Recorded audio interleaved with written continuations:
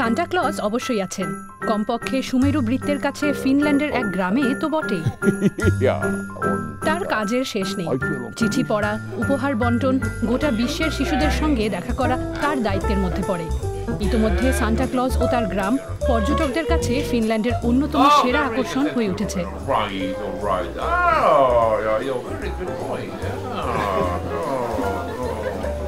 হাতে কাজ না থাকলে সান্টা প্রকৃতির কোলে সময় কাটাতে ভালোবাসেন। গ্রীষ্মকালে জঙ্গলে হাঁটতে যেতে সবচেয়ে বেশি পছন্দ করি। কখনো আমার সবচেয়ে ভালো বন্ধু রুডলফের সঙ্গে যায়, ওই যে যার নাকটা লাল।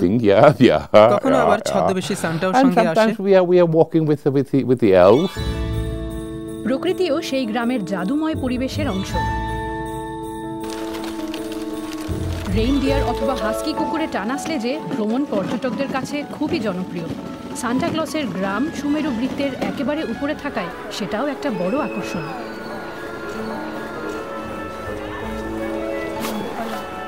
সেখানে ভিড়ও কম হয় না। প্রতি বছর প্রায় 3 লাখ মানুষ বড়দিনের পরিবেশ উপভোগ করতে সেখানে যান। Never experienced something like that before. Santa, he's really nice. He's kind. He was a beautiful man. It's a little bit of magic to everyday life. Yeah. কিন্তু বিমানযাত্রা, পর্যটকদের থাকার ব্যবস্থা ও বড়দিনের সব উপহার পরিবেশের উপর চাপ সৃষ্টি করে বইকেই। The travel and tourism, of course, there's no question. Of course, it produces lots of carbon dioxide. সে কারণে অনেক হোটেল ইতোমধ্যে পর্যটন ক্ষেত্র আরও টেকসই করে তোলার চেষ্টা করছে।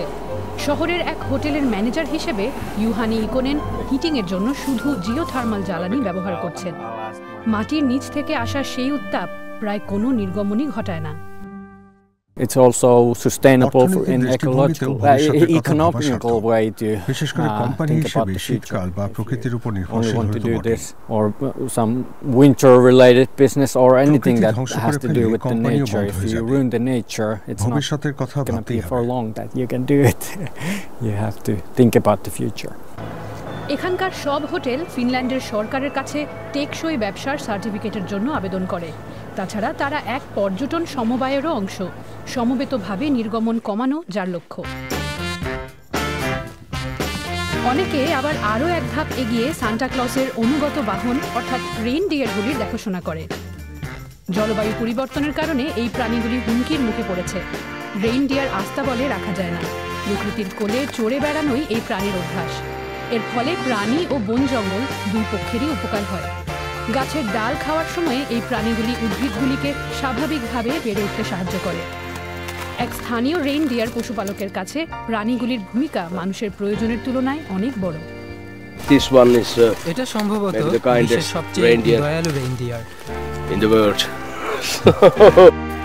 টেকসই প্রক্রিয়ায় বিশ্বাসী হোটেলগুলি শুধু সেই সব রেইনডিয়ার কাজে লাগায় যেগুলি শহরের বাইরে সামি উপজাতি পালন করে। এমন আচরণ প্রাণী, জঙ্গল ও সামি উপজাতির ঐতিহ্য বাঁচিয়ে রাখতে সাহায্য করে। বড়দিন আনন্দের উৎসব। ফিনল্যান্ডের এই গ্রাম সেই আনন্দ বজায় রাখার চেষ্টা চালিয়ে যাচ্ছে।